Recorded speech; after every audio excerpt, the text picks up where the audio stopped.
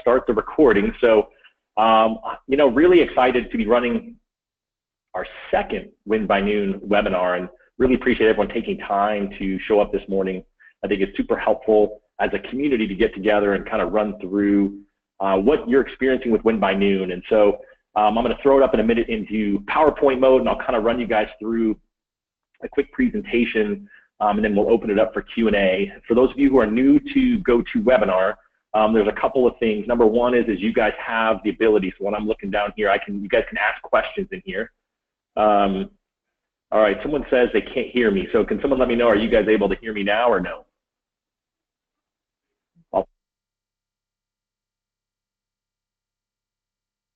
That must be better. Good morning. Now you can all hear me. Thank you, Edgar, for pointing that out. Hope everyone is doing awesome this morning. You know, I always laugh. I do webinars every Friday with Dave Savage at Mortgage Coach. And behind the scenes, somewhere in California, we've got Marcy, and she sits there and she starts the webinar and she starts the recording and she makes sure everyone can hear us. And I'm talking to Dave or any other guest beforehand, and here I'm just talking to myself. So I apologize that I was muted. So now, hopefully, you guys can hear me. All right, beautiful.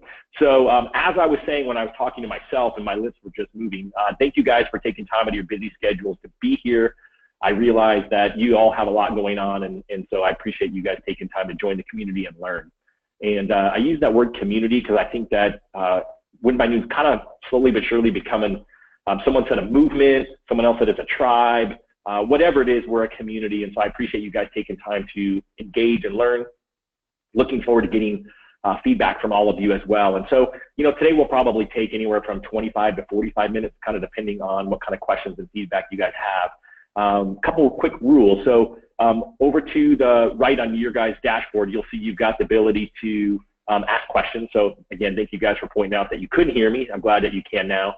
You guys also over there have the ability to raise your hand. So I can look at attendees and I can have you guys raise your hand. So at some point when I open it for Q&A, if you guys raise your hand, then I'll unmute you, and then you can ask a question by being empowered to speak to the group, or you can just ask it in the questions down below. Real quick, I'm going to throw up a quick poll.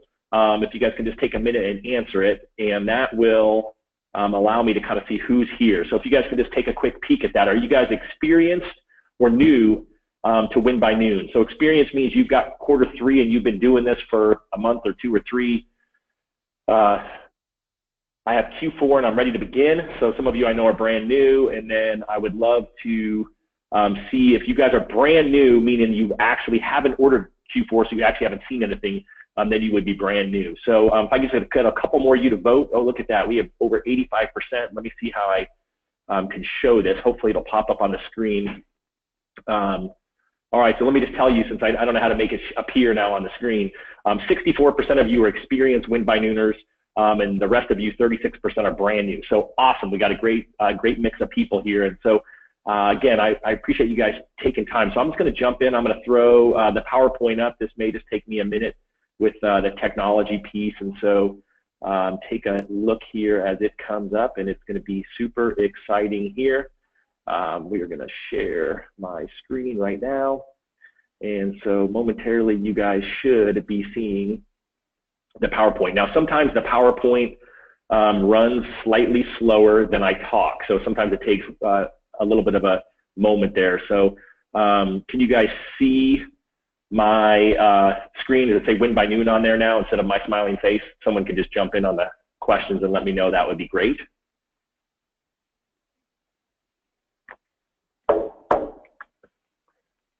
All right, looks great. Thank you. Okay, so real quick, I'm just going to take a minute and I'm going to kind of run us through what we got going on. Oh, welcome. That's exciting. So here's the plan. I already kind of said we're going to do best practices today, talk through what I'm seeing from a best practice perspective, how I designed it and why, Q&A, the part where you guys get to participate, and then kind of what's next. And I do talk really fast. Since my camera's not on, you can't see that I'm having a coffee. Again, while I'm sitting here, I did take a nice run this morning. Morning routine is important to me. And again, we'll talk about what's next. If anyone needs me to slow down, just holler. I am recording this, and so that we can get this going. So someone says we got a dial-in screen blocking the PowerPoint. That is not good. Let's see how I can turn that off. Hang on just one sec. Oh yeah, that's why. Thank you so much. Perfect. Now it should be correct. Can you guys see it good now?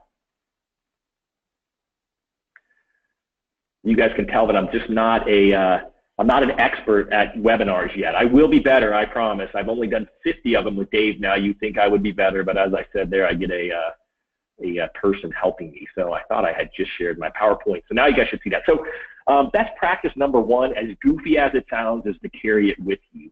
And you know, what I mean by that is that, you know, oftentimes I find that people just don't have it with them. I mean, it's sort of, I've carried a notebook for the 15 years I was a loan officer. I carried around a black notebook with me everywhere I went, and I made notes in it, and that became my prototype for Win by Noon as I shrunk down in my trackers and put them in there. But if you don't have it with you, then it's hard to make notes. If it's hard to make notes and track your calls and activities, then it's sort of hard to live it.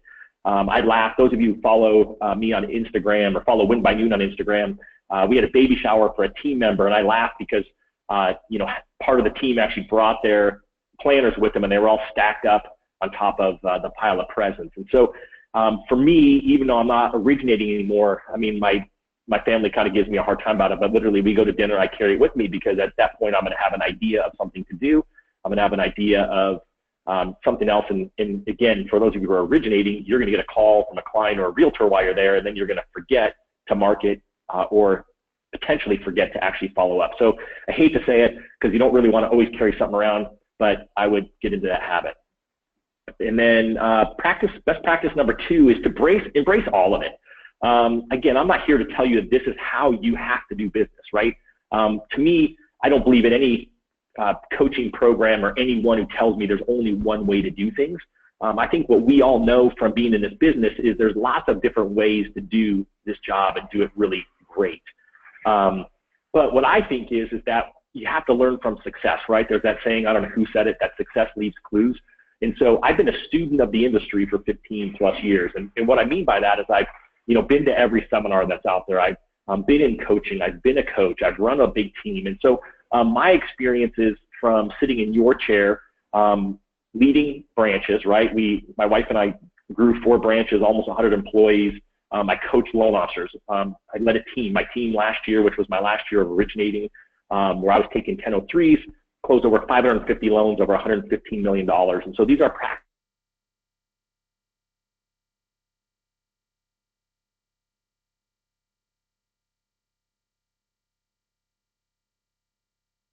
Some 95, but you know, again, nobody's going to do this 100% of the way that I say to do it. Figure out how to do it yourself. And so that's why best practice number 3 is try it all, right? Try everything I say, see if it works. And you can't just try it for a day or 15 minutes.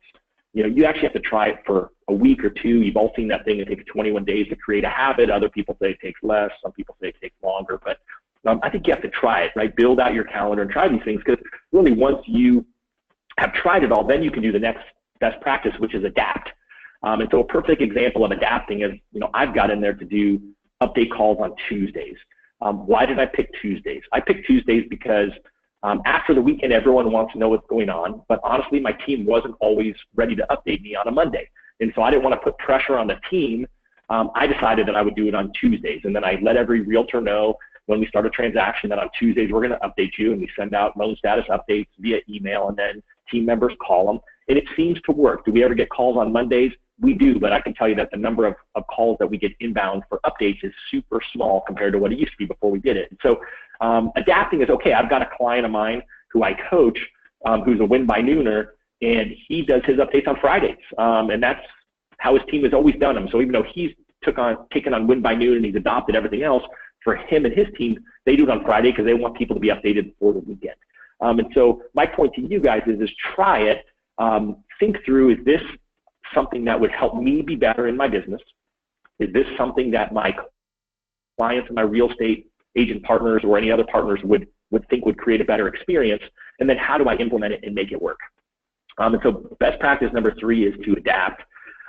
You know, best practice number 4, I think, is to engage with our community, right, and share your best practices and struggle. I promise you that there are some of you on this call, right, the 64% of you who've used Win by Noon for the last quarter who have already adapted different things. My guess is there's also a few of you on there who've used it for a quarter and haven't actually tried it all yet. And so, again, I always talk about progress, not perfection. I don't expect everyone who gets the planner to miraculously change their business this week or this, this month even. But I'd say look at the overall piece of it and see where you can actually use it to improve your business. And then engage in the community.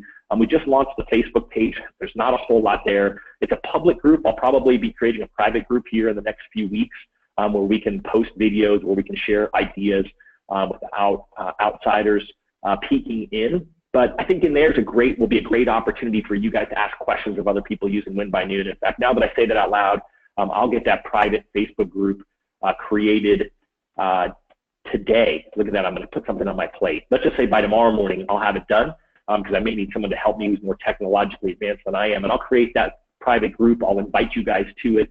And again, that's going to be a great place to share what you're doing that's successful. So if you're someone who says, well, my update calls are on Thursday, great, let's talk about it. You can make your suggestions, and then also look for other people who might be able to help you if you've got a struggle, because best practice number 5 is to share the love, and I mean that 2 ways. Share it by getting an accountability partner. One of the more exciting things to me about Win by Noon has been, I call it a grassroots movement, right? I got a lot of the familiar names I see that are on this webinar today are people who found it through what I do with Dave at Mortgage Coach, right? I've done 0 advertising of Win by Noon, and I'm grateful for how it's grown. And then now I've got branches launching it. So I had one branch who launched it for Q3, so they've been doing it for a whole quarter. I've got another branch that's in Texas that's launching it today. And then I'm actually working with the branch next week where I'm going to help them launch it. And so any of you who are branch managers and are interested, maybe how can I use it to help grow my loan officers, let me know. Any of you who run a team, I've got a lot of teams using it, including my team. So again, a lot of my experience comes from me using it, but I actually have learned more from having, another dozen or so people that I talk to day in and day out that are using it. And so I would look around, who can you find as an accountability partner? I do have some of you who are emailing me, and I'm your accountability partner, where you're sending me, hey, here's what my numbers look like for the week. But I would find somebody else, right? So I would share it, someone in your branch, a friend of yours that's in your market or in a different market that you talk to about mortgages, and get them involved in Win by Noon so you guys can keep each other accountable. And of course, I've got a few shameless plugs in here. Social share wouldn't be bad too.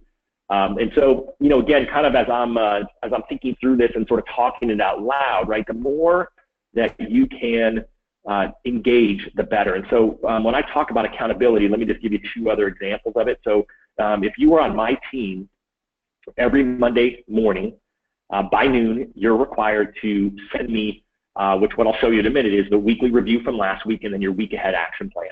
And so the reason that the team members send that in is because I want them to be intentional about their week, and I'll talk about that more in a few minutes.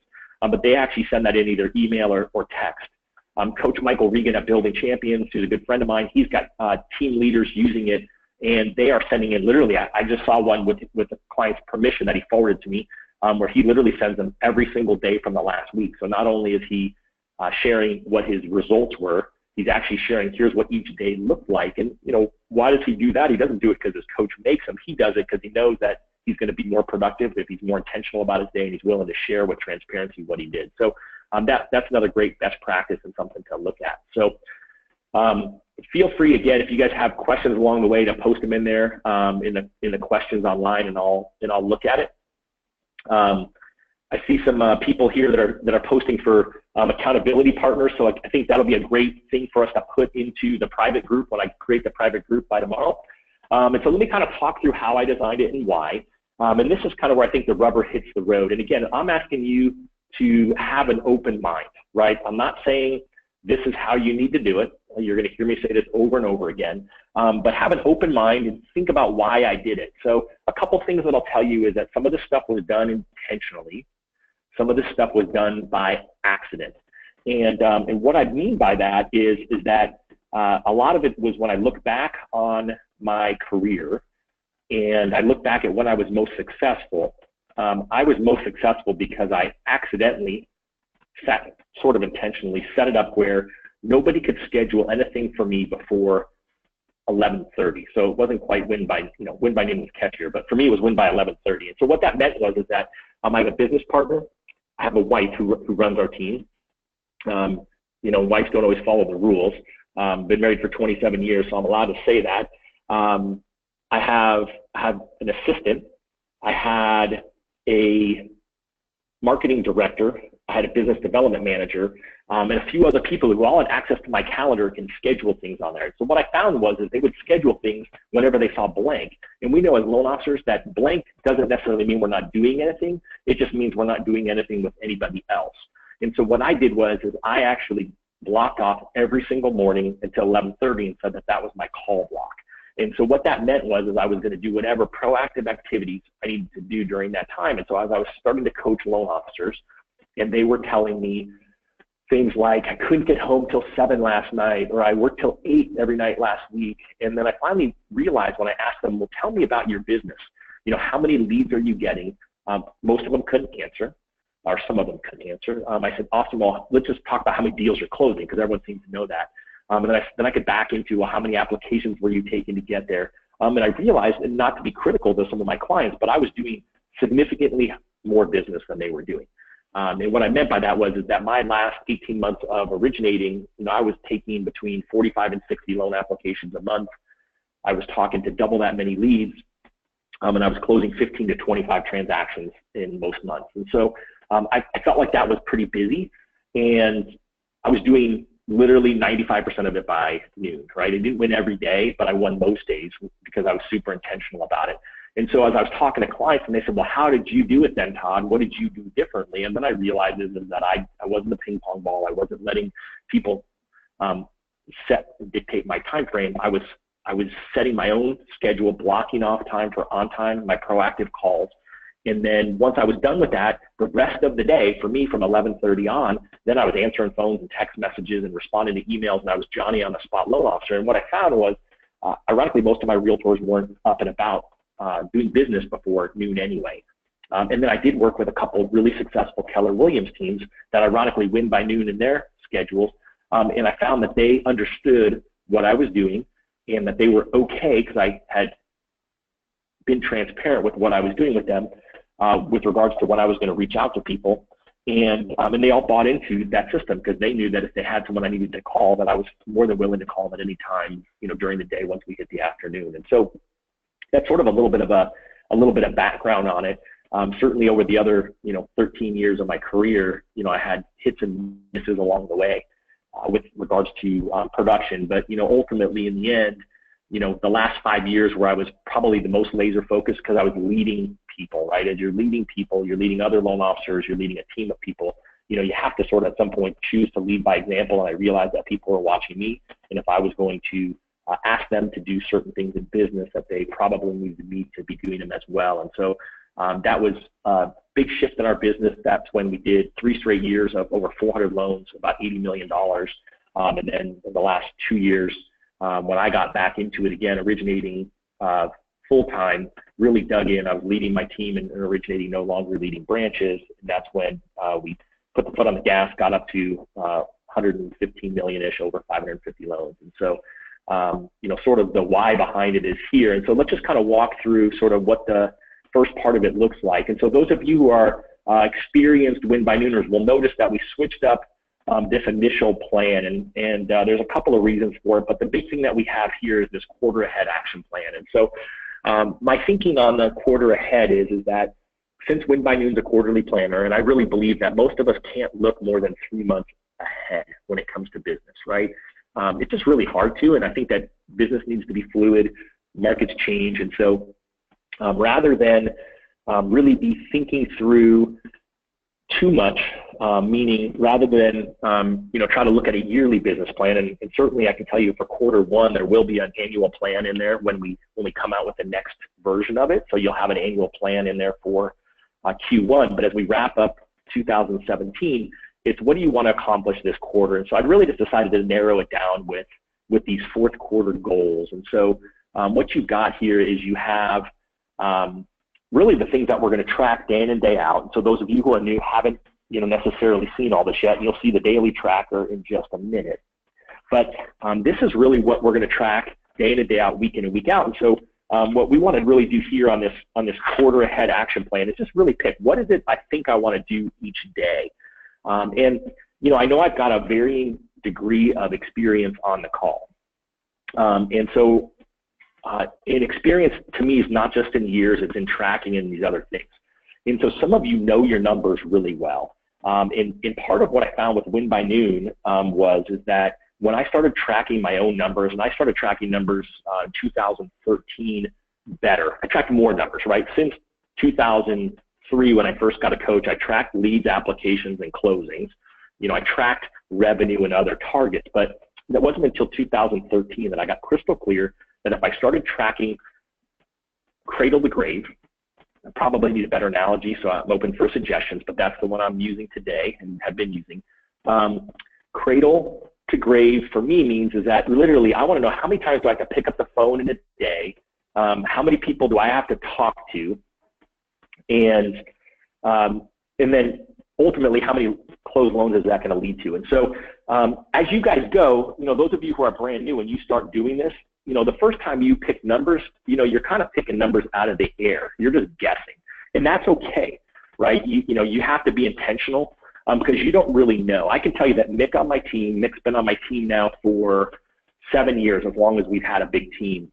And he's been tracking his numbers since 2014. And I can tell you that if Mick picks up and makes 35 phone calls a day on average, Monday through Friday, right, not counting weekends, if Mick makes 35 phone calls a day, he will reach his financial goal for the year. And the reason why is because we've been tracking all these things cradle to grave for him. His business hasn't really changed, right? So again, sometimes your business changes. You might get a builder account, then your business is going to change. You might get a big team that works online leads, then your business is going to change. But his business has been pretty steady. Mick sits in a real estate office, actually 2 of them now. He splits his time between there, and he talks to what I would call normal realtors day in and day out. And if he makes 35 phone calls, and again, some days that's really easy, right? He makes his update calls on Tuesdays. Mick averages 10 to 15 deals a month closing.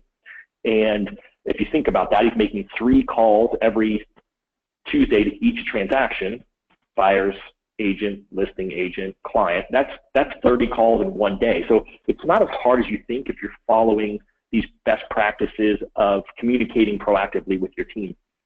And so really what you're going to do is try to think through how many calls do I think I need to make in a day. And I divide it out to partner calls and lead and client calls.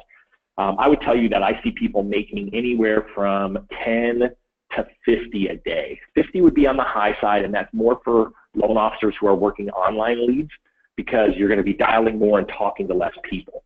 And so you're going to have to make more dials and actually have a conversation. Then you'll see the next thing as you go around the racetrack, which is quality conversations. And so, I should tell you guys one thing. If you guys look, there's a thing called handouts there, down on your little control panel below questions. And on those, in the handouts, I gave you guys 2 handouts. I gave you guys the loan officer handout. I also gave you guys the real estate agent handout. And so, again, those of you who are experienced Win by Nooners know that last quarter, there was the first 15, 20 pages were the instructions on how to use it. I decided to use that for notes pages, which you guys all see now. We've got this fabulous full page of notes on after every day in the quarter 4 planner. #1 requested change.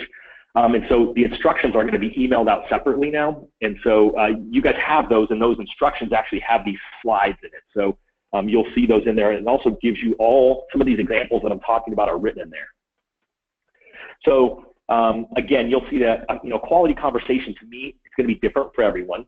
And so let me just kind of talk through what it's not is the easiest way to do it. A quality conversation is not, hey, online lead, how are you? I'm good. Don't call me because you're a solicitor. Click. That's not a quality conversation. I bring that up because I've been through trainings like Bold with Keller Williams, and they consider that a contact. And so they go for 100 contacts in a week.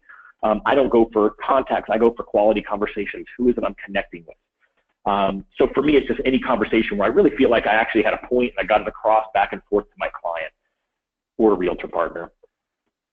Second thing is people ask me, can it be a text? And I say maybe, right? That's going to depend on you and your business. For me, originally, I did never track texts. It wasn't what I did, but I've got a lot of millennials that are realtors. I got millennials who are clients, and I had text conversations that really were quality conversations. Realtor texts and says, hey, did you talk to lead Joe Bob Smith? And I said, yes, I did. He's approved for 200,000, or hey, no, I'm waiting for his documentation, and then we text back and forth. You know, I've got some realtors who just flat out hate the phone, and so you can choose to use text. In my mind, that's okay. I don't use email as quality conversations. You could choose that could be a way that you do it. I just don't find that that's real communication, that's real time. And all I say is just be consistent with whatever you choose. And again, I would tell you that the more people you talk to, the better. And I would tell you that most of the time I'm seeing between 60 and 100 quality conversations in a week from top producers. And so if you think through it, that's a lot of people to talk to. A little bit easier if you think that you may have, you know, if you got 5 deals going, that's 15 people you're calling at least once a week. You know that could be a quarter of your conversations if they all answer their phone right there. Live meetings, again, how many am I going to have per day? For me, that wasn't a huge part of my business. You know, we all know that not everyone wants to meet these days, but I've got other people who that's an important part of their business, getting in front of realtors, getting in front of clients. And so, again, all we're tracking this is to see in a given week where I hit my goals, where I hit my numbers, how many people did I talk to, how many people did I meet with, and then how many times did I have to pick up the phone to get there.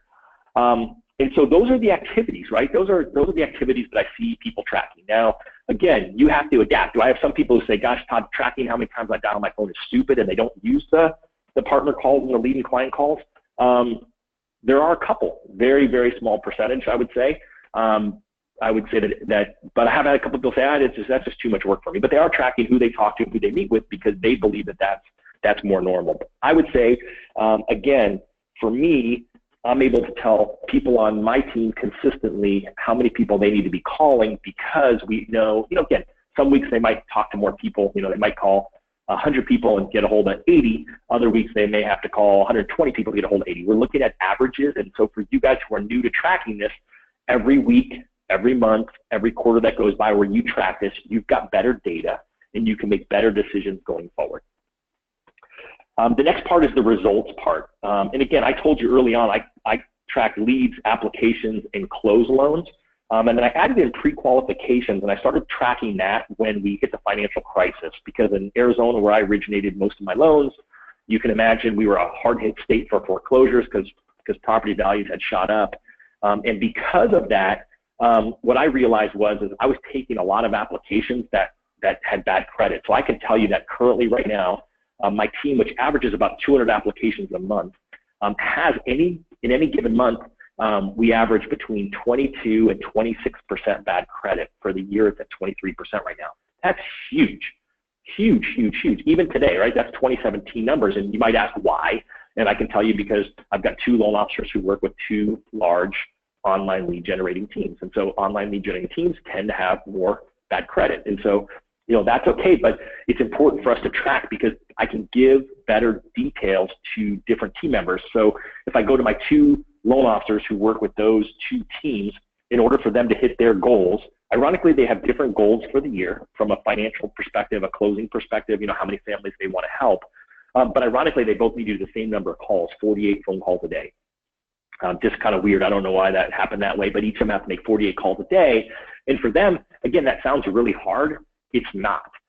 It's not hard for them the days where they stay focused and win by noon, and the days where they get distracted by an urgent, quote unquote urgent, again, typically not urgent, maybe important to somebody, but not urgent distraction, realtor wanting to jump in on something, or, occasionally there is always a fire, right? Oh my gosh, the appraisal came in low and we've got to jump on it right now. But the days where they actually are really intentional, they actually have no problem hitting their 48 calls, and that is how you do it. And ironically, the team members of mine who know their number, because the newer team members, we don't have consistent numbers yet. So we're going to have consistent numbers, probably over the next quarter or 2. My long time seasoned team members who know their number, amazing things happen. The ones who hit their number every day are actually, or I shouldn't say every day, the ones who hit their numbers on average in a given week or month are on track or ahead of their goals that they set at the beginning of 2017. And ironically, the exact opposite is true. I've got 2 team members who can't seem to hit their number of calls on a consistent basis, and lo and behold, they're not hitting their closing goal for the year. And so, again, it's that part where success leaves clues, and I would tell you that the 2 members who aren't are the 2 members who aren't are busy. right? They get distracted easily. They're not the ones who are, butt in the chair at 9 a.m. on the phones, right? They may start at 9:30 or 10, which is, again, there's reasons for it, and I won't bore you with the details. So kind of as we go through on this quarter ahead action plan, again, you're just tracking leads, apps, pre-quals. Again, you can choose that everyone pre-quals in my market. Some people tell me, right? I don't know. Some of you guys live where, every employee works for some major Fortune 50 company and they all qualify. So you may not need that part, but I would tell you, I would put that in there, and then close loans. Because that's what we're looking for. And then you can see by the trophy, which I really like, set your goal for the quarter, right? What's my dollars that I want to hit for funded loans, and what are the families I want to serve, number of units. And then down below, we've got two other things which I think are important. You can choose whether or not they are to you. I call them your foundation goals. How much are you sleeping? I continue to read study after study after study of super achievers, and sleep is their most important thing. So I try to be intentional around my sleep. Exercise, again, people who exercise seem to get their mind clear more often. On time, right? Time spent working on your business versus in your business. Some of you are parts of teams, and on time is less important to you, but those of you who lead yourself or lead a team, spending time to work on, hey, maybe I need a better lead email follow-up system. Hey, maybe I need to spend a few minutes adding up my numbers from last week and win by noon, whatever those things are. Set a goal for that. And then lastly, annual mortgage reviews. Those of you who are part of the mortgage community know that, I've done a couple of calls with Dave Savage on annual reviews. I think it's a critical part of keeping in touch with your clients. I'm not going to go down that path today, but I put it in there because I think it's a critical piece. When I started tracking my annual reviews, really based off of feedback from friends who were more successful than me, that's when I got better at it. And then lastly, there's the pick through. Who are the critical relationships? Again, just something I threw in there that was sort of different for this time, because I found that when I was looking at my top 3 in my Win by Noon planner, oftentimes those were people, right? So, for me, it's my family and team members. And so maybe that's something hopefully that you guys will like. All right, so I'm moving on to the week ahead action plan. So you'll see we start really macro, really big picture. We're looking at the next 3 months, and then we're narrowing it down. What am I going to do this week? And so I already told you that my team is required on Monday mornings to send me their week ahead action plan. And again, that's just being intentional, right? What is it that I'm intending to do this week? What are my goals? And they're all those same areas that we just talked about. What do I want for those foundation level activities? What do I want for my activities and my results? And then there's also a spot there for projects. And again, through projects in there, because used to have it on the quarterly plan, but no one really had quarterly projects that when I was reviewing their usage of the planner. Again, so part of these changes were based off of feedback from you guys and how people were using it. But again, this is a project I want to do this week. So I already mentioned, maybe some of you have a CRM and you want to create a lead workflow that you want to put in there. So maybe that would be your project, and what are the next steps? And so I'll kind of walk you through. I have my team do this on Monday morning. I actually do mine on Sunday afternoons most of the time, and occasionally on Monday mornings, because even though I'm not originating, I still use a Win by Noon planner because I use it to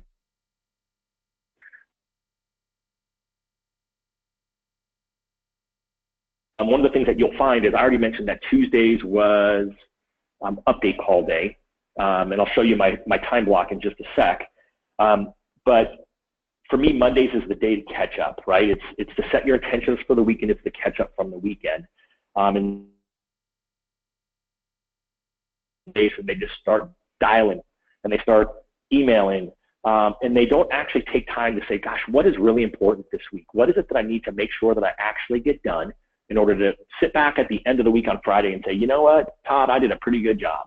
I don't really talk to myself like that, but that's okay. That's sort of my thinking. And then additionally, you want to make sure that you're looking at what came in over the weekend. Do I have things to tie up? Was there somebody that I called last week that I didn't hear from this week? And so set your intentions for your week first. Now I'll tell you where my loan officers struggle with this is they struggle with this if they jump in and start doing anything else before they do it. If they start in their email in the morning, then they're going down a rabbit trail of doing this or doing that. And so again, it's just one of those things that they're doing that in the weekly review ahead of doing anything else. And the days where they do that first are the days they win by noon. The days where they jump in email first are the days where that's at risk. The next is the week ahead time blocks. And it's funny because I did a survey of Win by Noon users, and most people expect if you get like 5% of people to respond to a survey that you did pretty well. I had almost 50% of users complete the survey. So super grateful to those of you who are here today who took the time to fill out the survey. The key with that survey was it told me what people did and didn't use. And ironically, the week ahead important time blocks is something that a lot of people used. However, it was the one where people gave me the strongest feedback of saying, gosh, I have that in Outlook and I don't need to use it in there. And I'm like, awesome, then don't use it, right? It's just one page in there. Funny thing for me is it's the first thing I do when I get going is I actually put my time in there. I look at what appointments do I have, where are my openings, what do I have going on. But if you were one of those people who lives off of Outlook, ironically, I live on Outlook. I mean, when I fill this out, I take it out of Outlook. But for me, it's just great to have this on my counter in front of me when I'm working and be able to look at it and see visually what's going on this week. So if someone asks me, hey, what does your Tuesday look like? I can look at this and see, or hey, would you have time on Tuesday or Wednesday to get together? I can look at it and see. But it is redundant. I know that. If it's an Outlook, it's redundant, and then if you have it in your other days. And so I'm going to take a minute real quick while I'm on this page, and I'm just going to run through. Again, I've got good descriptions of it in the instructions that I said you can download there. If you can't figure out how to download them, just send me an email, and I'll email them to you. That's just fine. And but again, I'll walk through the week. So I already told you guys that on Mondays is the day where I plan, right? And it's where I'm really looking at what's going on in the week. I'm looking at doing the weekend action plan. I'm doing my weekly review. I'm putting in all my calendar into Win by Noon. And then I'm just saying, who else is it I need to follow up with from the weekend or from last week that I didn't connect with? And that is, kind of my big rock on Mondays, right? Planning the week. Every day as a loan officer, I think there's two critical activities that you have to do. Every single day, Monday through Friday. Sometimes it could be Saturday for those of you who feel the need. And that is, you need to call every lead that hasn't applied yet.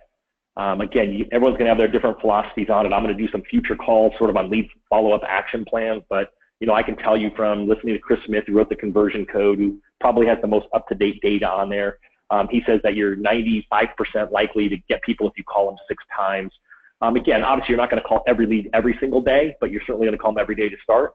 And anyone that's a lead that you haven't connected with, you should be at least reviewing that list every day and deciding who it is I should be calling. That's a daily activity. The other daily activity is calling everyone who's applied who hasn't gotten pre-qualified yet. And again, everyone's going to run their business differently. But on my team, we pre-underwrite most of our loans. And what that means is that most of our clients send in their documentation ahead of getting a pre-qual letter, and we review the documentation and send it out. And oftentimes, yes, we can issue a pre-qual letter, credit only, just looking at their credit for someone who's W-2 and has an 800 credit score and is putting 25% down, but that's just not the majority of the business that most of my clients see or most of my team sees. And so for us, oftentimes we've got self-employed borrowers or whatever it is, we need to see documentation. And when you need to see documentation, you got to harass people sometimes to give it to you, right? So if the realtor didn't prep them for it, or they've got a loan in 2005 when they had to fog a mirror to get a loan, they may be resistant to that. And so every day, again, you're going to be calling those people. And so that's what I spent my Mondays doing before 11:30. And then once I was done with that, I could react all day, right? I could call the leads that came in that morning while my teams were doing my real estate teams were doing their lead generation. I could, call anyone else that called me during the morning that I hadn't returned their call yet. I could meet with clients. I could meet with realtors, right? So it was amazing how many days I got done, and at noon I had a lunch scheduled by someone else with a realtor or a prospective realtor. And so, again, it was really rare that I didn't do that. Now, people say, well, of course, Todd, did you do that every day? Ironically, no. I spoke at a RE/MAX office at 9 a.m. on the first Tuesday of the month. And so, therefore, that was the one day, ironically, that I typically almost always failed to Win by Noon. That was the day where all my update calls didn't get done. It's because I was not focused or intentional with my morning, but it was also good business to stand up in front of 50 RE/MAX agents and give them an update and have some banter with the broker owner of the franchise. And so those are the decisions that you'll have to make. But I could tell you that it was really rare, other than that I took a meeting before noon, because what someone would say to me or to my business development manager would say, hey, could Todd meet at 10 a.m. on Tuesday?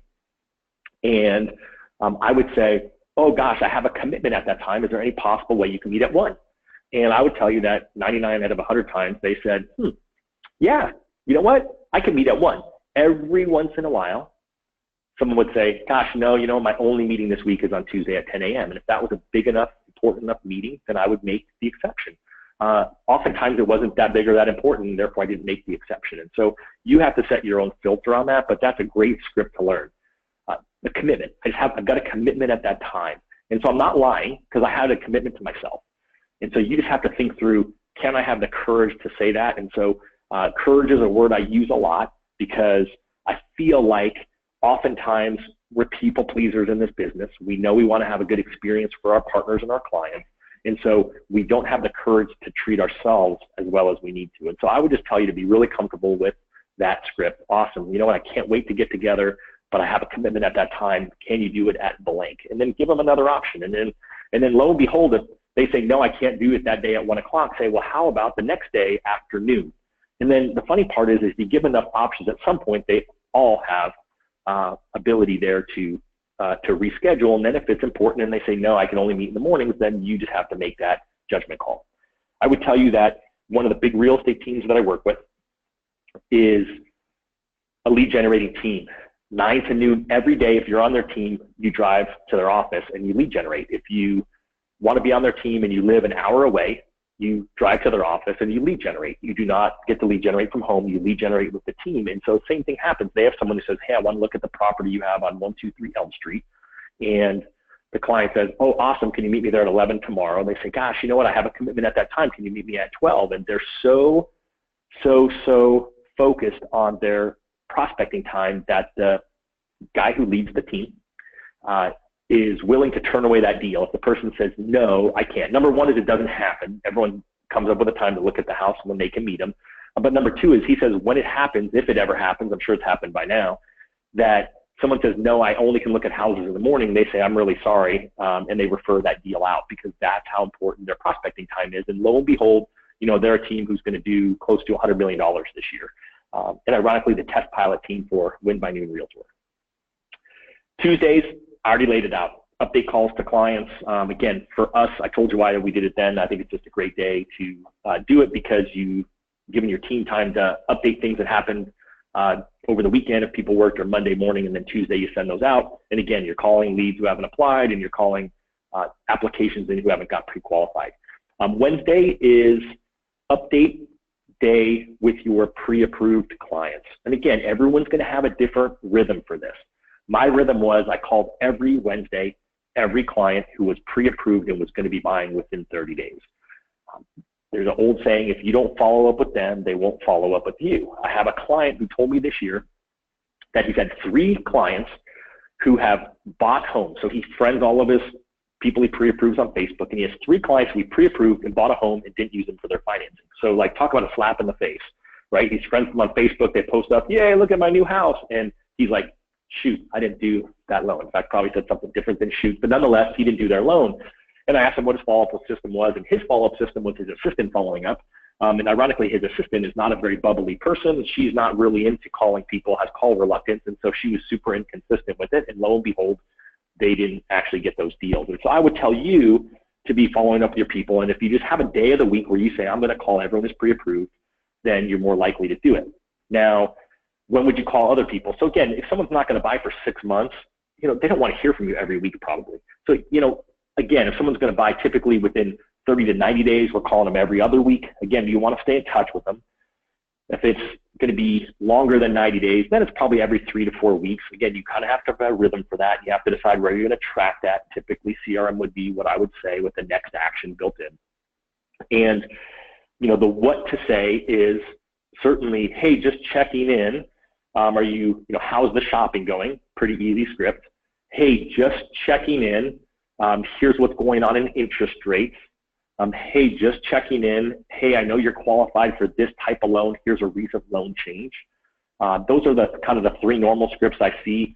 Certainly the week before New Year's, hey, what are your New Year's plans, right? That call after New Year's, hey, what did you do for New Year's? Did you go to that party you told me about, right? I mean, think about what else is, what else is going on. If you keep your database with, you got anniversaries and birthdays and kids stuff in there, you can certainly say, oh, you told me last week you were going to a soccer game. How was that? Since they weren't going out looking. The other reason for doing that is it really does protect your database if you have online generated leads.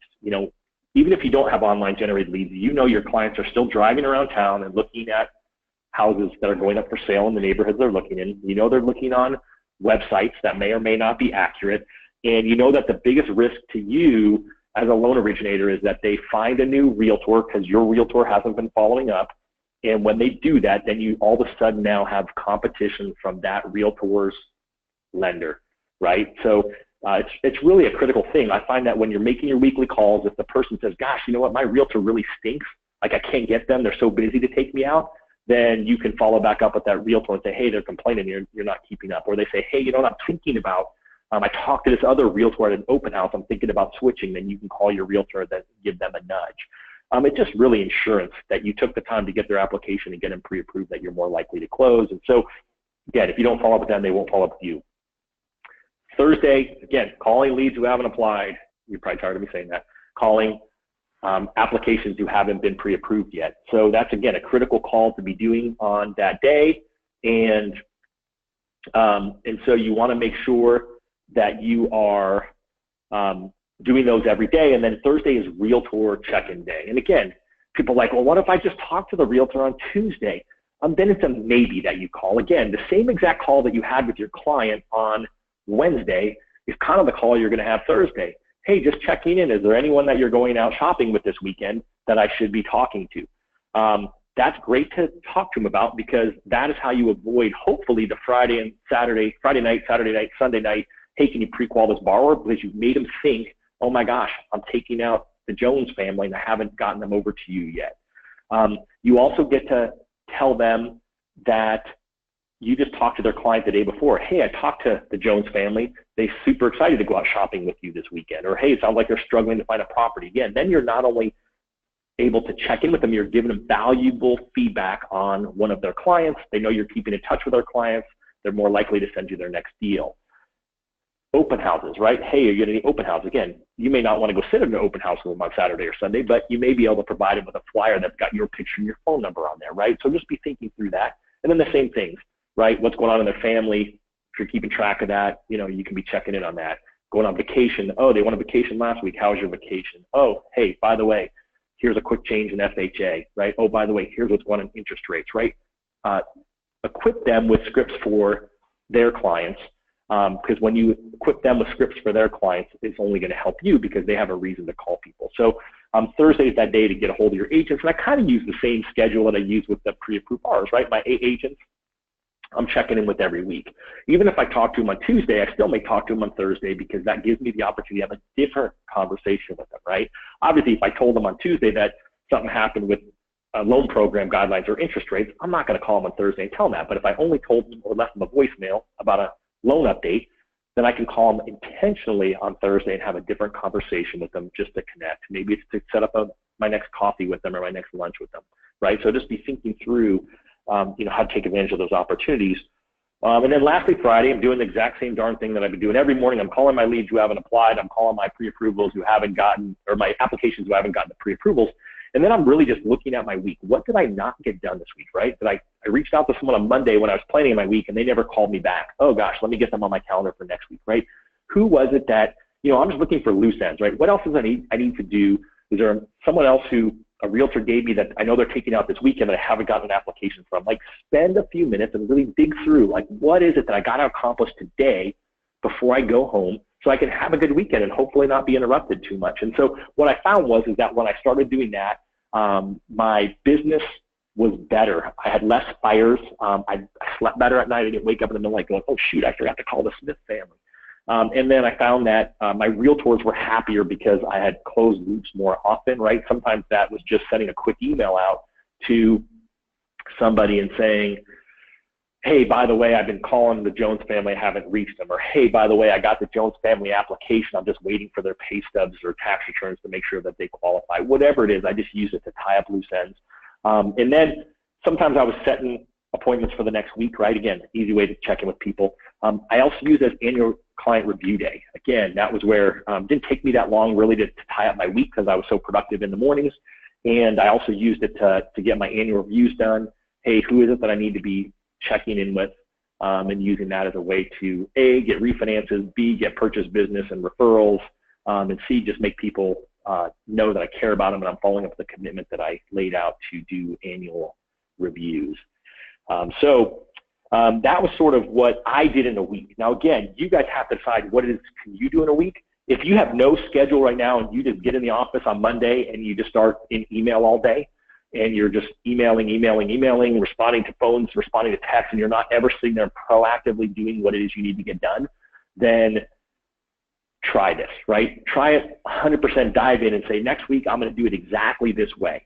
And then you can adapt afterwards. You're going to have days where you don't do it, right? That's the biggest challenge is people don't do it. I had somebody tell me, it was one of my favorite phone calls, and she said, I win by 2 o'clock. And I'm like, awesome, right? Again, not everyone's going to be able to win by noon. I didn't ask her what time she started. I didn't ask why she can't win by noon. It doesn't matter to me. But because what she said next was, the funny thing is when I get to those days by 2 where I've done all the things I needed to do, I don't know what to do with the rest of my day. I mean, how great would that be for you? And this is a 25-year veteran in the business who does a good amount of business. And so I think that, that's the best thing that can happen. The best thing that could happen to you is you say, okay, these are the commitments I have. And you get to the end and you go, oh, gosh, what do I need to do now? And then you can look at what are the other pieces I can do. I can go out and I can prospect for new realtors, right? I can go out and work on my annual review program. I can do on time. But typically when people get done, that's when they're responding to emails. They're responding to the quote unquote urgent. That's when you're responding to texts. That's when you're jumping on Facebook and making sure no one tags you in anything. Biggest time suck I know. In fact, I'll probably have to do a class just on time sucks. But I would just give it a try, right? There's nothing, you don't miss anything by trying. Now, the other strategies I think that you have to keep in mind is, number one is you're your own worst enemy. Well, let me just say I'm my own worst enemy, because it's so difficult when the phone is ringing not to answer it, right? I mean, it really is. It's so easy to be having to send a follow-up email. So when I called the client and said, hey, lead, I want to take, when do you have a few minutes for me to take a quick application over the phone or get it online? Then I would send a follow-up email to them, right? I built it into my CRM, so my CRM would spit it out some of the time and update the agent as well. But I did oftentimes manually have to email them, and so I had to be in my sent items folder, right? If I was in my inbox, sending it out of there, then I had 85 emails, and they super distracted me. And so work out of your sent box, because then you don't see what's in the inbox. Obviously, the other challenge is that when you see that in your email, you have that little red circle that says you have 85 emails. That's a distraction. Turn that off, right? You don't need that on there. It's a safe guess that you have emails coming in 24/7. And so you don't need that little thing with a number in it to tell you that you have email. Just know you have email every time and turn that off. I've turned it off on my computers. I've turned it off on my phones. And so I don't have any idea how many emails I have right now, but I promise you if I opened up my email, I have email. It's just not urgent, because you know why? Email is not an urgent type of communication, right? If somebody needs you urgently, they're going to call or text you. And ironically for me, before noon, it went to voicemail or the text was unreturned. What I found is that when it was truly urgent, had it ever happened in my career when I was doing this, where someone like, oh my gosh, my client, our client is, crying because they think their loan is, something's wrong with it or whatever, right? They got an email from my processor that said they needed something and the client's upset about it. They tended to find somebody else on my team who could help them, right? They could call the office. They could find another human being who was connected to that loan to help them. And ironically, it didn't have to be me. And then there was times when they couldn't, and then I called them back afternoon, and we solved the problem then, and nobody was upset, calmed all the nerves. And so again, that's the courage part. You have to have courage to not do these things. And so I'm not here trying to lecture you and make it come across that way. I'm just trying to tell you what I found was successful, and now I've actually seen hundreds of other people implement it to their business and get it done. But again, you have to set up those roadblocks. I'm the most easily distracted person that there is. It's so easy for me to go down a rabbit trail, and so I had to make sure that there was nothing else that could distract me. I had to work out of my sent box. I had to leave my phone zipped in my backpack. There were just things I had to do. Josh Metal, who's a client and a friend, you may have seen him on some recent mortgage coach calls, and he'll tell you that when his team lead generates every day, ironically, they win by noon on their own, they actually have all their cell phones forwarded to the receptionist. So you can't even call his team. So that's their solution. They actually forward them to someone on the team. You guys, if you have an assistant, maybe could do that. And then the receptionist will say, if they call for Josh, Josh is currently assisting a client, because he's always doing something around, clients. And then she'll say, awesome, can I get you on his calendar for X time during the day? And they do that. The only way that the person gets put through is if they say, oh, Josh just left me a voicemail, then they'll put them through, because that's Josh lead generating, calling a client, calling a realtor, whatever that is on that day for them to get a hold of them. So just think through there's some other system that you can put into place that will help you with it.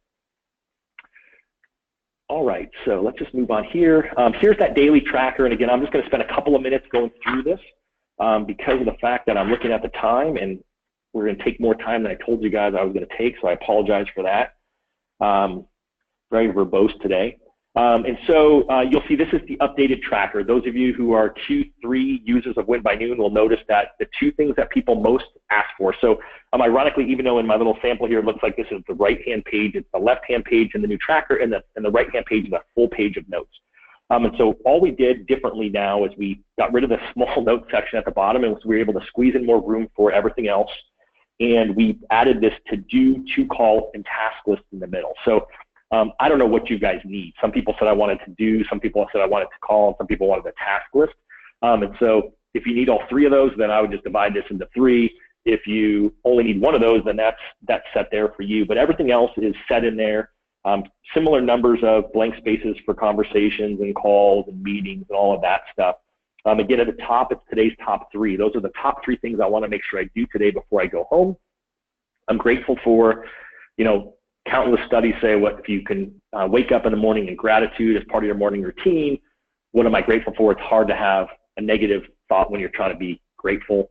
Number one requested thing when I did my original run of the rough draft of Win by Noon. And then you'll see at the bottom there is your totals, right? Those gold boxes where at the end of the day, you're going to total everything up, right? How did I do on each of those categories? And then the very bottom is the wins, right? Did I win my morning routine? Did I win my evening routine? Was I proactive or reactive? Today I finished before afternoon. There's a blank there, so you can put in some other thing that you want. There's a spot there to add a new habit in. Again, we're just trying to give you ways to see and self-reflect, right? I think when people self-reflect, then it's easy to be intentional with your actions going forward. The last thing is the high or highs of my day. My family plays a game called high-low where we get at the dinner table and everyone says what the high of their day was. So so that is sort of where we're at. Couple of things. There's a bundle of questions, so I'm going to get to Q&A here in just a sec. Recording, yes, I'm recording this, and so we will get the recording done and posted up into the private Facebook group that I create, so that you guys can come back and look at it again, because I know I covered a lot. The other thing that I'm committing to you guys that I'll do is I will break these down into what I'll call mini webinars, meaning 10 to 20-minute webinars that'll have Q&A afterwards that could take longer, where I go in and I talk specifically about update calls, right? What does an update call look like to me? And we can spend 20 minutes talking about what the scripts are and the systems that we built for it, right? We can spend we can spend time talking through in better scripts for the Wednesday calls and all this stuff. So, be on the lookout for more. My goal is to continue to pour into you guys and help you with all this stuff. And so activity tracker, ironically, the old activity tracker, I didn't get a lot of complaints about. Notes, number one complaint. To-do list, number two complaint. All the other ones were just kind of one-offs, and so I apologize if you gave me a suggestion that didn't get implemented. We're going to continue to refine this thing over time. But if you look in, again, the handout section has my directions for all this, and so I kind of knew I flew through this pretty fast. We're hitting the 10 o'clock hour. I'm not going anywhere yet, and so I'm going to stay here for a couple minutes, read through some of these questions, and answer them for you guys. What I'm going to do real quick, though, for those of you who have to blast, let me just run through sort of the what's next part Oh, whoops. Weekly review. Probably should just talk about that real quick before I jump in. So weekly review is just that, right? How did I do this week, right? Where are the areas for improvement? And then you're going to total up your weekly stuff. And then we threw the monthly review at the bottom here too, because that's where you're going to look at conversion rates. Again, you want to be looking at your weekly review. It's now stacked with the week ahead planner. So you can kind of say, gosh, I made 80 calls this week. Is that a good number? Yes or no, right? You're looking at your intentions based off of your results from the previous week. And then the conversion rate piece is key. If you're not tracking your numbers, how do you really know how much business you need? So I've got a question that says, hey, what are my numbers I need to do in order to hit $3 million? Well, the problem is I can't help somebody know what a $3 million producer needs until I know your conversion rates. Now, we are creating an online community where we can anonymously post numbers in there, look at a scoreboard of you compared to other loan officers around the country, and we'll divide that up into a couple of buckets, like a builder loan officer, someone who sits in a real estate office, someone who I just call a normal loan officer dealing with all different types of business, and then someone who does online lead generation.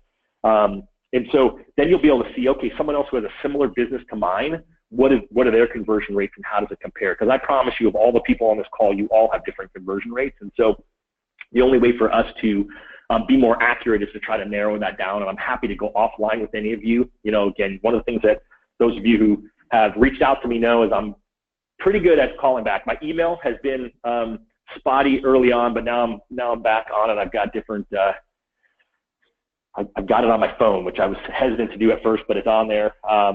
And then phone calls. Ironically, I was prepping for this, and I got a phone call from a Win by Noon user who's not on the call. He's like, hey, I am locked out of my security problem at my building. Got a few minutes to talk? I'm like, oh, sorry, dude, I'm getting on our webinar, so I'll call you later. So he and I are going to reconnect later this afternoon. But I'm always happy to connect. But that'll be a little bit different. But I think you've got to start this conversion rate piece. And this is the thing that people think is a pain in the butt.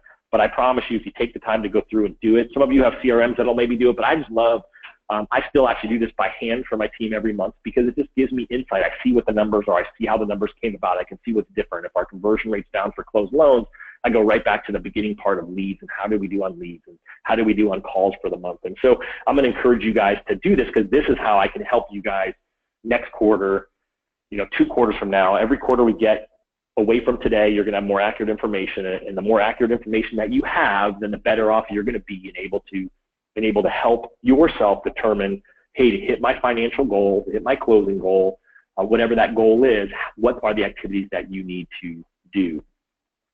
All right, so now I'm going to run through these last couple of slides of what's next. So the real estate agent webinar is at 9 a.m. next week. Why should you be on the real estate webinar? Number one is I gave you the directions so you can see what realtors are tracking, and I'll go through later how I came up with those things. But ultimately, you can use it to help your realtors.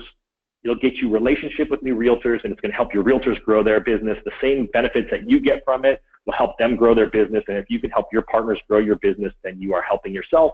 That's going to be more live meetings, more phone calls to check in and offer them accountability. They'll give you accountability. I can tell you that we've got a member of the community. I don't know if she's on the call today because I didn't look at who's all here, but she has at least 8 or 10 realtors that she has using the loan officer edition, believe it or not, that were using it last quarter, and they're loving it. They were the first people who went and bought this.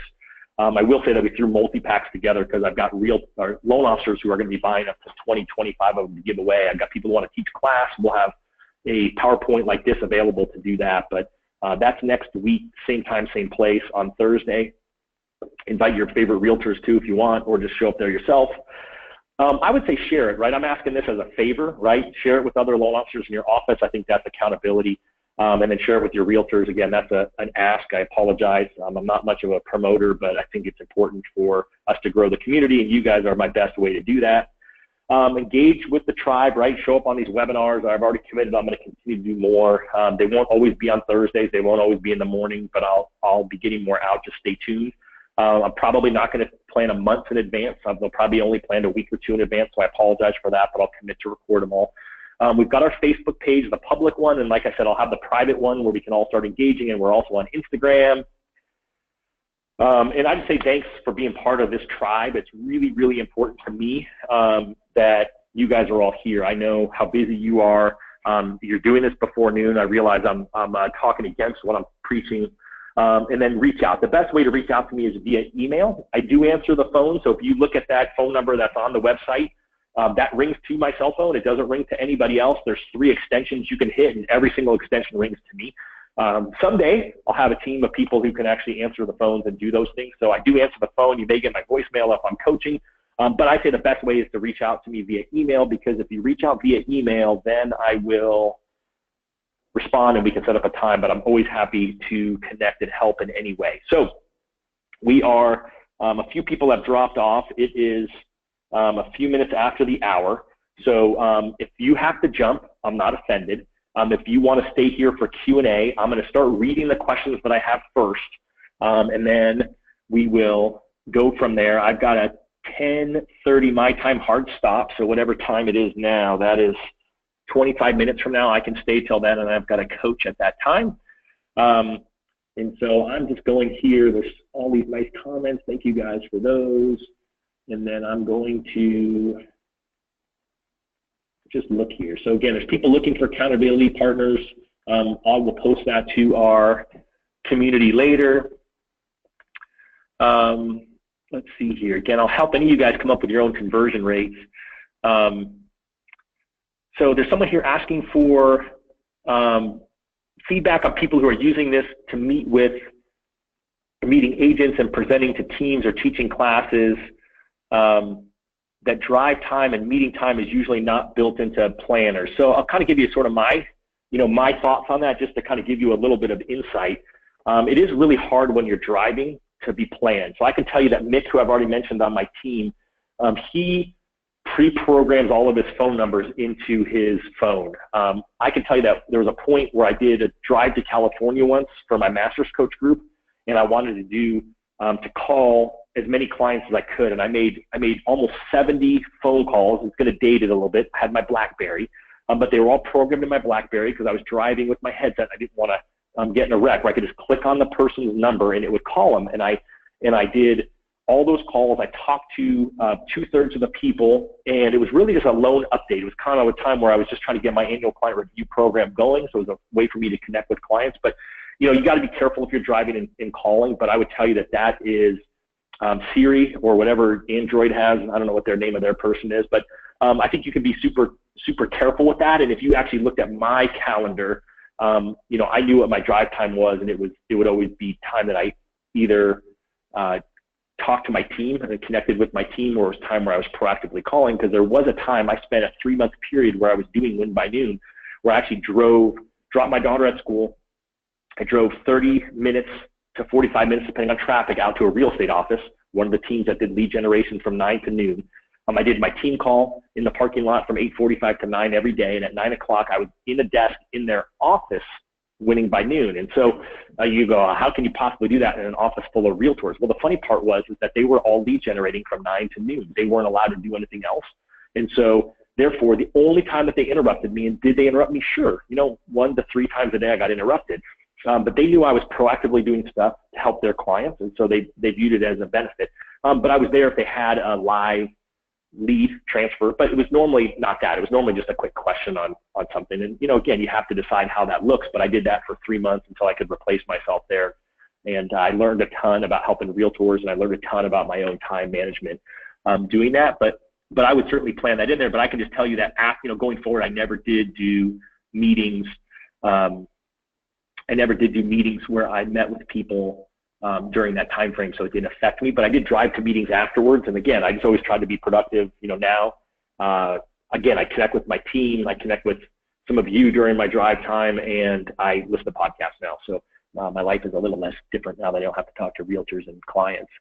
I've got some more thank yous, some people who jumped off, people who love there. All right, so thank you, John, for sharing with 30 agents this week already.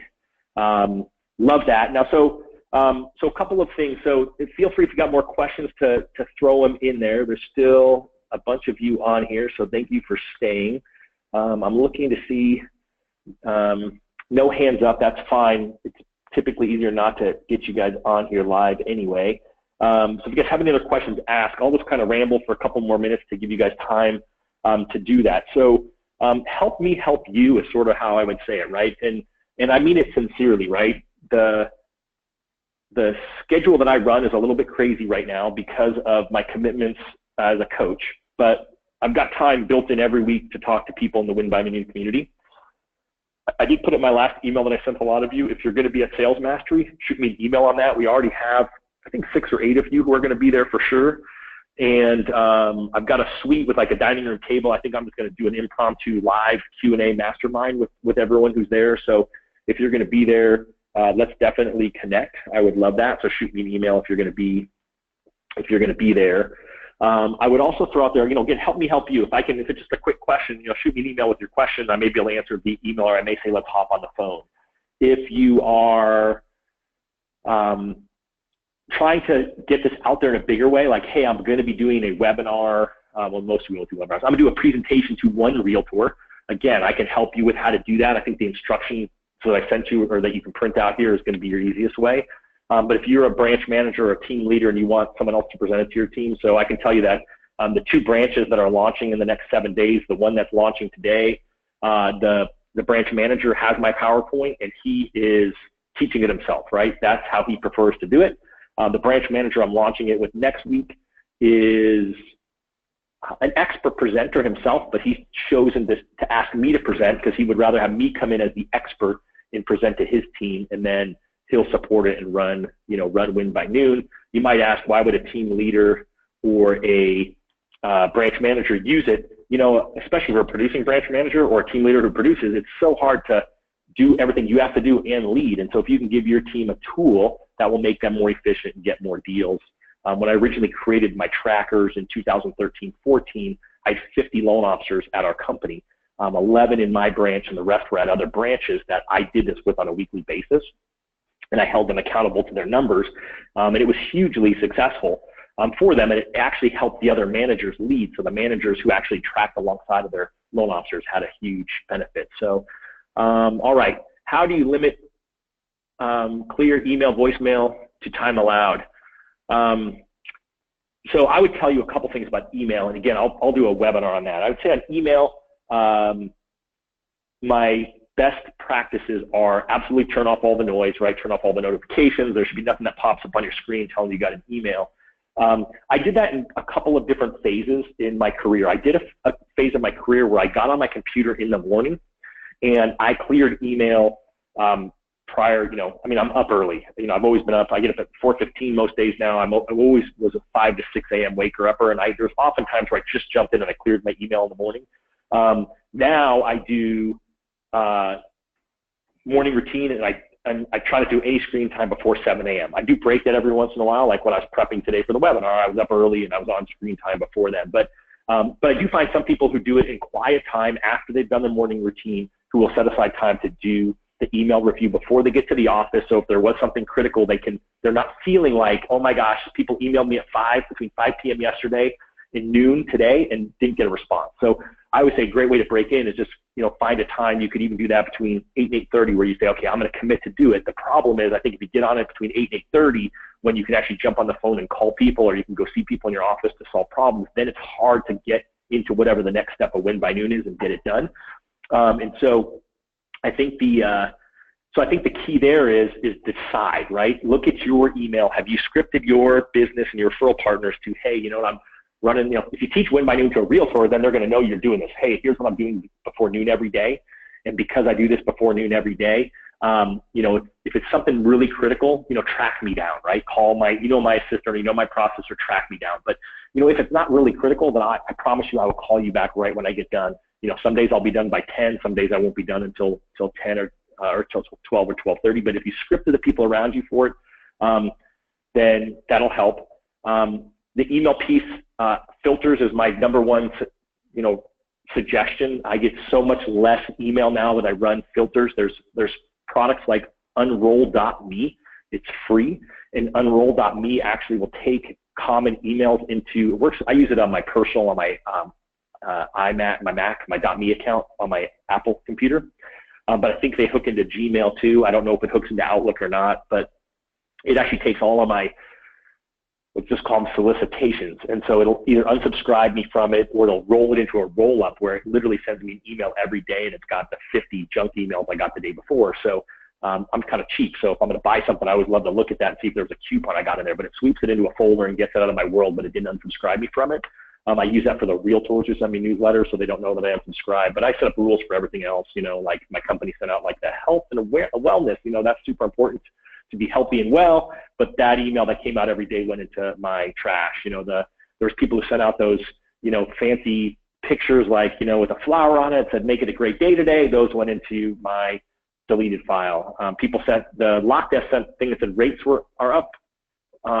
That went into my email deleted file. I did create a news folder, so I had stuff that could go into a folder like with newsletters and stuff like that. But oftentimes I found like mortgage rate updates that a lot of us get.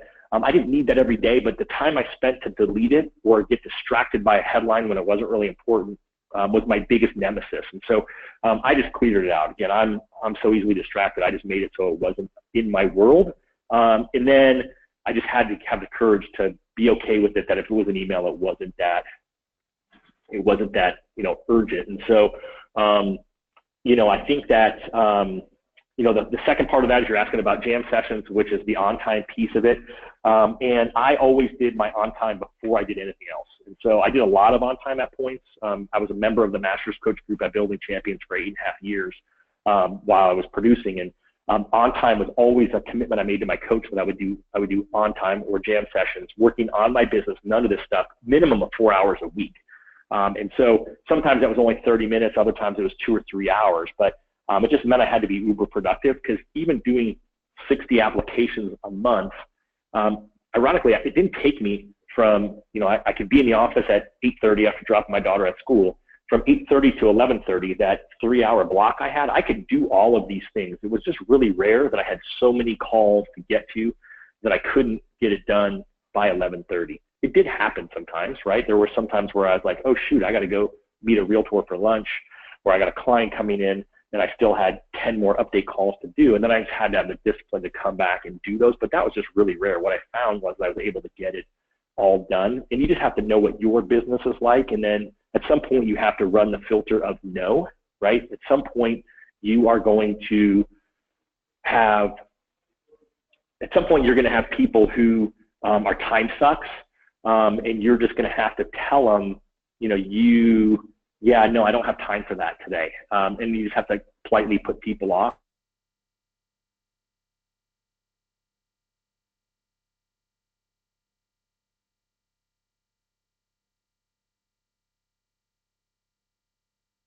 Am I most successful on time?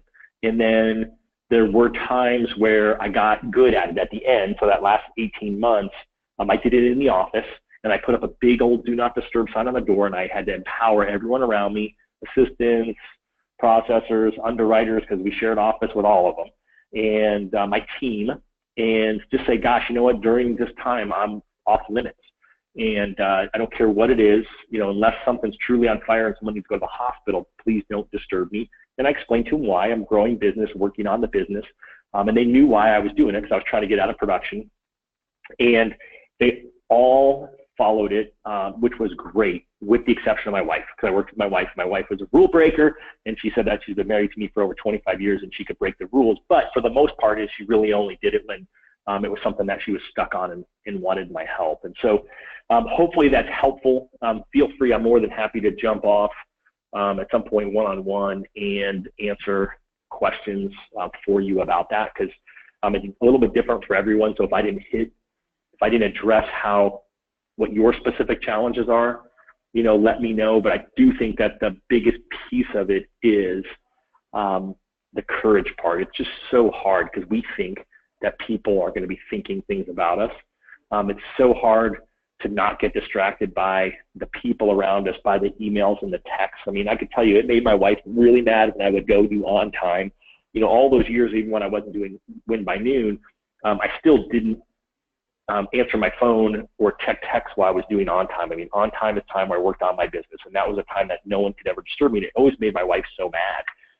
And so, finally I found a coffee shop that had really bad reception. And so instead of her thinking I was ignoring her because it was in my backpack, I just, gosh, I'm at the gelato spot and they don't have good Wi-Fi. And so, sometimes you just have to do what you have to do to protect yourself. But, I had a friend who hated when people called him during dinner. And so, he found a restaurant that had a basement bar area that they could get food at happy hour. And so he did all of his he did all of his dinner meetings and afternoon happy hours at that restaurant because he knew his cell phone didn't work. Could he go upstairs if it was an emergency and make a phone call? Yes, but people knew, oh, I do all my meetings there, and so because he did all his meetings there, people couldn't get him. And again, same thing, my wife hated it because she's like, oh, really, you're meeting with him and you're going there? And I'm like, oh, yeah. And then ironically, my wife went there with my friend's wife.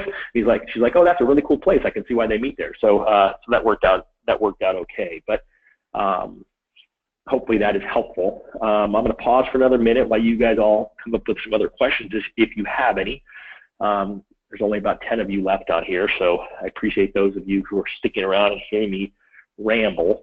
I appreciate it. It's in case you haven't figured it out, Win by Noon is just a passion project for me with everything else that I have going on. It's just the one thing I am most excited about going forward. And so the other thing I'll throw out there to you guys, since you're apparently my diehard crew who is here listening to me, is that anything else you think that we could do as a community, let me know. I was just at the Building Champions experience last week, and there was a lot of leaders there, a lot of friends, a lot of clients, and I got a lot of great feedback from people who, even friends who didn't even know about Win by Noon, who are leading sales within mortgage companies, giving me suggestions on what they feel the industry needs. And ironically, some of that are things that we're trying to do through Win by Noon. And so I'm totally open for suggestions there.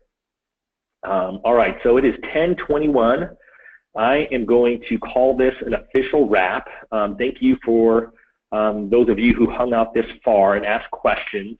Again, Todd@winbynoon.com. You are more than welcome to email me. I would love to connect with you guys because those of you who are still here are the people that I want to pour into. It really means a lot to me, and appreciate you guys spending so much time learning and growing, and therefore anything that I can do to be of help to you, please let me know. Now go have a fabulous morning wherever you are. Hopefully you can still win by noon today. Thanks, guys.